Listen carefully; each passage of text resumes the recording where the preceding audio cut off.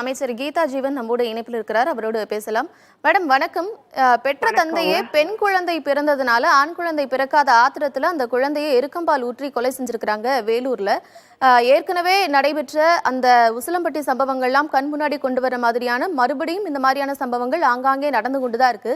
எப்படி பாக்குறீங்க? இதை தடுக்கிறதுக்கு நம்ம என்ன நடவடிக்கை எடுக்கணும்?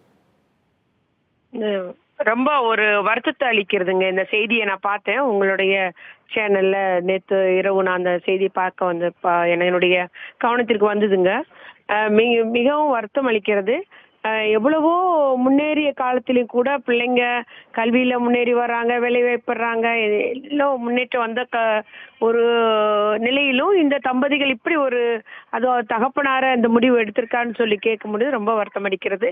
நிச்சயமாக இது வந்து நம்ம ஒட்டுமொத்த விழிப்புணர்வு நிகழ்ச்சியில நம்ம பெண்களை காப்போம் கற்பிப்போம் அப்படின்ற ஒரு இதுல வந்து அந்த ஒரு அவேர்னஸ் அரசு நம்முடைய சமூக நலன் மற்றும் மகளிர் உரிமைத்துறை மூலம் கொடுத்து கொண்டு வருகிறோம் சார். எனக்கு இந்த மாதிரி வந்து பிள்ளைகளை இந்த மாதிரி கொலை செய்யறவங்களுக்கு நான் சொல்ல விரும்புறது, நீங்க வளர்க்க முடியலையா, இல்ல வளர்ப்பதற்கு உங்களுக்கு மனம் இல்லையா, நீங்க துறையிடமாவது ஒப்படைங்கள்னு சொல்லிட்டு தான் நான் இந்த மாதிரி பெற்றோர்களுக்கு கூற விரும்புகிறேன். ஏன்னா அந்த துறை வந்து அந்த பிள்ளைங்களை வளர்த்துக்கொள்ளும். அவங்கள படிப்பு, அவங்களுடைய எதிர்காலத்தை எல்லாம் நாங்களே அமைத்து கொடுத்துருவோம். ஆகவே பெண் குழந்தையா இருந்தாலும் ஆண் குழந்தையா இருந்தாலும், போன வாரம் பாத்தீங்கன்னா ஒரு பெண் தற்கொலை செய்யும் போது பிள்ளைங்களோட சேர்ந்து இறந்து போயிட்டாங்க. அது மாதிரி அந்த ஒரு நிகழ்வுக்கெல்லாம் நீங்க போகவே வேண்டியதில்லை. குழந்தைகளை இந்த சமூக நலன் மற்றும் மகளிர் உரிமைத்துறையோட நீங்க அந்த குழந்தைகள் நலக்குழுட ஒப்படைக்கலாம், இல்லைன்னா ஜிஹெச்ல கொண்டு அந்த தொட்டில் குழந்தை திட்டத்துல கொடுக்கலாம், இல்ல சமூக நலத்துறைக்கு அனுப்பலாம். நீங்க ஒப்படைத்து விட்டால் கூட நாங்கள் நிச்சயமாக எதிர்கால நம்முடைய தமிழ் சமுதாயமா இருக்கக்கூடிய அந்த குழந்தைகளை கல்வி கொடுப்பதுல இருந்து எல்லாமே எதிர்காலத்தை இந்த துறையே அவங்களுக்கு பொறுப்படுத்திக் கொள்ளும்.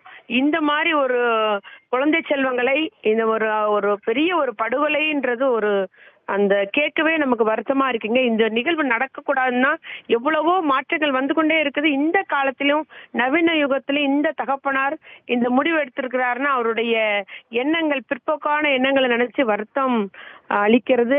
நீங்கள் சொன்னது போல இந்த ஒரு காலத்திலையும் பெண் சிசு கொலை அப்படிங்கிறது நடக்கிறது ரொம்ப வருத்தம் அளிக்கக்கூடிய செயல்தான். இந்த மாதிரியான பெண் குழந்தைகளை பாதுகாக்கிறதுக்காக தான் தொட்டில் குழந்தை திட்டம் எல்லாம் கொண்டு வரப்பட்டது. இந்த திட்டம் குறித்த புரிதல் எல்லா பெற்றோர்களுக்கும் இருக்கிறதா அப்படிங்கிறது தான் இங்க கேள்வியா இருக்கு இல்லையா? அந்த பெற்றோர்களுக்கு இந்த புரிதலை கொடுக்கறதுக்கு நம்ம என்ன முயற்சி எடுக்கிறோம்? அதுதாங்க சொல்றேன். எல்லாத்துக்குமே வந்து நம்ம இந்த அவேர்னஸ்ன்றது எல்லா நம்ம பிஹெச்ல எல்லாம் பாத்தீங்கன்னா நம்மளுடைய ஸ்டாஃப் எல்லாம் போய் கர்ப்பிணி பெண்கள்கிட்ட பேசுறாங்க. எந்த குழந்தைனாலும் நீங்க வளர்க்கணுமா, இது இப்படி இருக்கும். அப்படி உங்களுக்கு வளர்க்க சிலவங்க 2வது பேபிலாம் வந்து குழந்தை உண்டாயிருக்கும் போது கூட பேசுறாங்க. வளர்க்க உங்களுக்கு மனம் இல்லைன்னா இங்க கொடுத்துருங்க அப்படின்னு சொல்லிட்டு. அப்பெல்லாம் சில ஒரு நிகழ்வு கடந்த ஒரு 2 ஆண்டுகளுக்கு முன்பு நடந்த நிகழ்வு கூட அவங்க எவ்வளவோ போய் கன்வின்ஸ் பண்ணியிருக்காங்க எங்களுடைய துறை அலுவலர்கள். இல்ல நான் தான் வளர்க்க போறேன், எனக்கு இந்த பேபி பெண் குழந்தைய நான் வச்சுக்கிறேன்னு சொல்லிட்டு அதுக்கு பின்பு வந்து அந்த பிள்ளைக்கு அந்த மாதிரி ஒரு நிகழ்வு நடந்தது. அதனால இவங்க எதுக்கு இப்படி ஒரு புரிதல் இல்லாம இருக்கிறாங்கன்னு தெரியல. இப்போது கூட நான் சொல்றேன், உங்களுடைய தொலைக்காட்சி மூலமாக நம்முடைய இந்த மாதிரி குழந்தைகளை வளர்க்க விருப்பம் இல்லையா, இல்ல வளர்ப்பதற்குரிய சூழ்நிலை இல்லையா, உங்களால வளர்க்க முடியலையா, தயவு கூர்ந்து நீங்க சமூக நலன் மற்றும் மகளிர் உரிமைத்துறையிடம் அந்த குழந்தையை ஒப்படையுங்கள். எந்த ஒரு இல்லத்துல கூட நீங்க கொடுக்கலாம். குழந்தைகள் இல்லத்துல ஒப்படைக்கும் போது நாங்கள் அதற்கு பொறுப்படுத்து அதை வளர்த்து அந்த பிள்ளையோட எதிர்காலத்துக்கு இந்த துறை, இந்த அரசு, முதலமைச்சருடைய அரசு பொறுப்பு இருக்கும் என்பதை நான் உங்களுடைய இந்த சேனல் மூலமாவே நான் வந்து மக்களுக்கு தெரியப்படுத்த விரும்புறேங்க. நன்றி மேடம். இணைப்பில் வந்து உங்களுடைய கருத்துக்களை பகிர்ந்து கொண்டமைக்கு நன்றி.